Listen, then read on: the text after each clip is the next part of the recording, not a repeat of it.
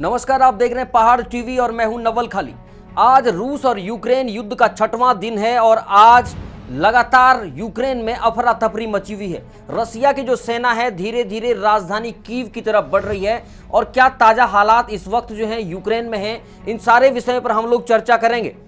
और आज रूस यूक्रेन के युद्ध ने भारत को भी एक जख्म दे दिया है। यूक्रेन के खरकीव में भारतीय छात्र की मौत के बाद यूक्रेन में हालात लगातार खराब हो रहे हैं। इस वक्त यूक्रेन में क्या हालात हैं, कैसे हमारे उत्तराखंड के जो छात्र हैं वहां पर रह रहे हैं, किस तरह की परेशानियों का उन्हें सामना करना पड़ रहा है, हम अभी आपको यूक्रेन में फंसे छात्र की जुबानी इस पूरे जंग के माहौल की जो कहानी है वो हम आपको बताएंगे। इस युद्ध के जो चश्मदीद गवाह हैं, ग्राउंड जीरो से सीधे हमारे साथ जुड़ने वाले हैं। ग्राउंड जीरो से हमारे साथ यूक्रेन के सुम्मी से सीधे जुड़ चुके हैं उत्तरकाशी के रहने वाले शुभम भट्ट। शुभम, इस वक्त यूक्रेन में जहां आप इस वक्त मौजूद हैं शुभम, वहां पर क्या ताजा हालात हैं? सर हालत अब क्या बोले, मतलब रोज बॉम्बिंग की आवाज आती है, रोज फायरिंग की आती है, आपको सारे सुनाई देते हैं, आपको नीचे बंकर में जाना पड़ता है कॉन्टिन्यूस। मतलब कई बार हमें 6 घंटे नीचे बंकर में रहना पड़ता है। एक बंकर में लगभग कितने लोग रह रहे हैं शुभम भाई? वहां पर जिस बंकर में आप लोग रहते हैं कितने लोग लगभग रहते हैं? लगातार मतलब पिछले कल तो कुछ हुआ नहीं, उसके पहले वाले दिन लगातार 6 घंटे तक नीचे रहे हैं बंकर में, 200 से 300।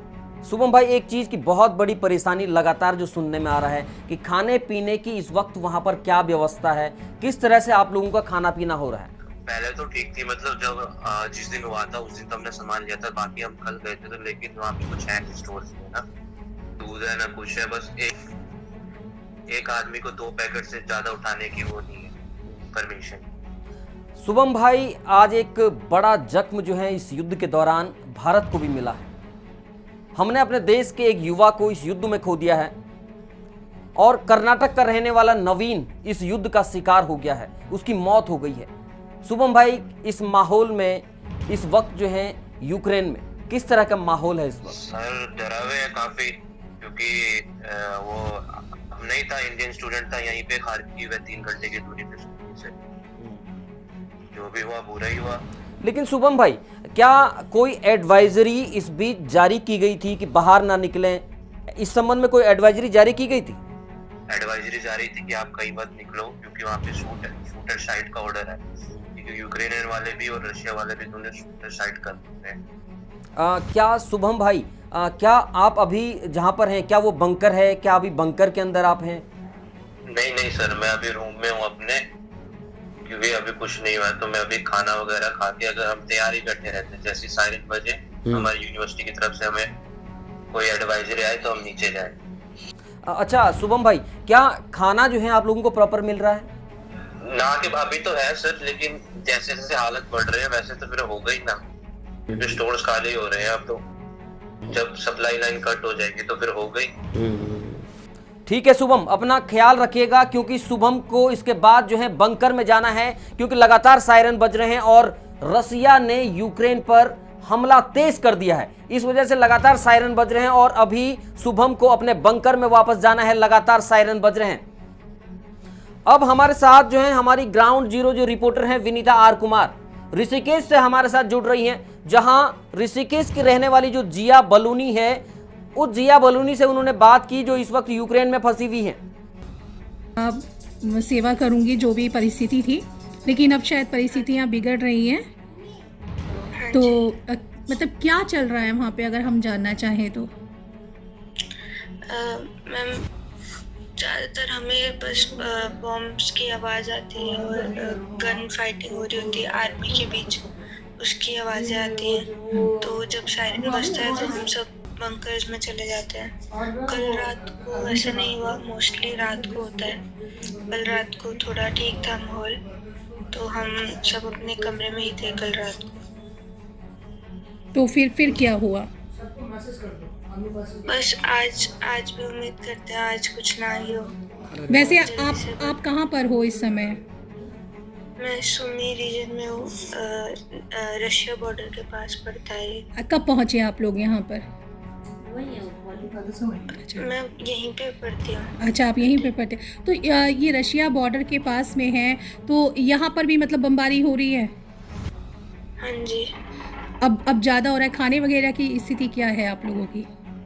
खाने वगैरह की अभी ठीक है, अगर कम पड़ता है तो यूनिवर्सिटी वाले ले आते हैं हमारे लिए। ओके, तो अभी आपका आने का क्या है?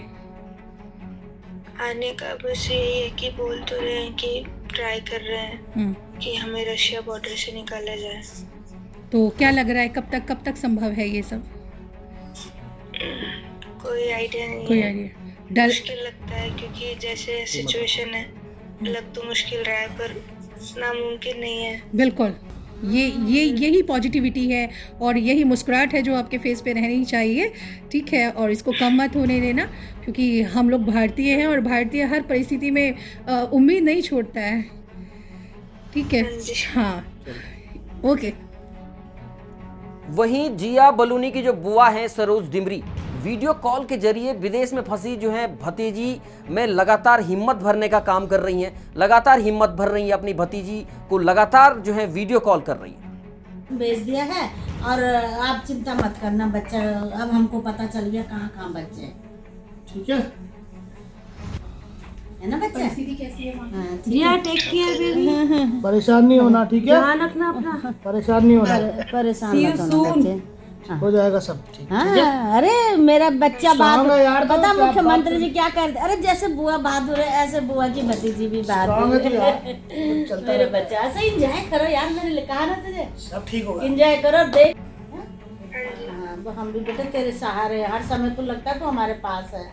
हम भी नहीं सो पा रहे, हम भी नहीं खा पा रहे, तो ये लग रहा कि हमारे बच्चे कैसे हैं। अरे टाइम है, टाइम बीत जाएगा। कोई ज़्यादा बात नहीं, problem एंजॉय करो इसको। हो जाएगा, ठीक है टेंशन बच्चे, ना है ना? ठीक है? और खूब वीडियो बना अपनी, खूब होकर एंजॉय कर। ठीक है? वीडियो भेजना मक्की बाहर के सब। चल बच्चे चल। तब भेजा कर मुझे, हैं? ठीक है? वीडियो बना के, ठीक है बेटा? चल बेटे, बाय बच्चा, मेरा बाय, बच्चा, ध्यान रखो, मेरा बाय। छोना, मेरा माछूम सब बेबी तेरा। चुन्ना चिरंजीव बच्चे। जिया की जो बुआ हैं वो रुआंसी हो उठती हैं जब वो अपनी भतीजी के बारे में बात करती हैं। वहीं उन्हें देश के प्रधानमंत्री नरेंद्र मोदी पर भी पूरा भरोसा है। तो कह रही हम बुआ जब आएंगे तो पार्टी करेंगे। देखो ना बच्चे हैं, कितना मासूम बच्चा, आपने देखा होगा ना, वो चंद चालाक नहीं है, बहुत मासूम है वो। तो वहाँ पे करती क्या है? मेडिकल कॉलेज की छात्रा है वो। अच्छा, और 3rd ईयर का कंप्लीट हो गया, 4th ईयर में है वो, लास्ट ईयर है वो। अब मैंने उसकी भावनाएं देखी, 17 तारीख को टिकट हो गया तो उसने कहा मैं देश की सेवा करूंगी। क्या करें, ये जीन्स है ना। बिल्कुल। हाँ, हम लोगों के तो वो देश सेवा के लिए है, तो तब वो कैंसिल करा, लेकिन फिर हमने फिर 26 को करा टिकट, तो 26 का तो फिर पॉसिबल ही नहीं था उसका आना। पर हम यही भारत सरकार से यही गुहार कर रही हूँ मैं लगातार तब से कि उनको रसिया के रास्ते लाया जाए, क्योंकि रसिया वहाँ से 40-45 किलोमीटर दूर है, रसिया का जो बॉर्डर है। और जो पोलैंड के रास्ते ला रहे हैं तो वो वहाँ से 20 से 25 घंटे का रास्ता है, जो कि पॉसिबल नहीं है बच्चों का आना। रिस्की भी है, रिस्की भी है, बहुत ज़्यादा खतरा है वहाँ पर, और इतना रिस्क नहीं ले सकते, इसलिए उन्हें कह रहे हैं जहाँ पर हो जैसे भी।